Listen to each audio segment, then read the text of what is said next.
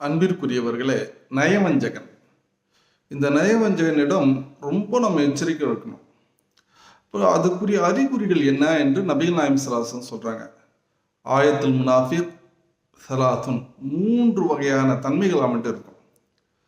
அதில் ஒன்று என்னன்னு சொன்னா, இதா ஹத்தஸ கதப, பேசினா பொய்யே பேசுவான்.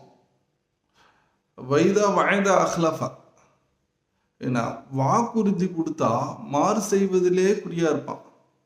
வயது திமெனா ஹான, அவனை நம்பினா மோசடி செய்வான். இந்த தன்மைகள் இருக்கின்றது ரொம்ப மோசமானது. ஏன்னா இன்னொரு இடத்துல நபிகள் நாயகம் ஸல்லல்லாஹு அலைஹி வஸல்லம் சொல்றோம், ஃபஜர, பாவமான காரியங்களில் ஈடுபடுவான் அப்படின்னு கூட இருக்கு. ஆகவே அன்பிற்குரியவர்களே, இந்த முனாஃபிகளிடமிருந்து ரொம்ப எச்சரிக்கையா இருக்கணும். அல்லாஹ் நம் அனைவரும் இத்தகைய நயவஞ்சகர்களிடமிருந்து பாதுகாப்பானார்.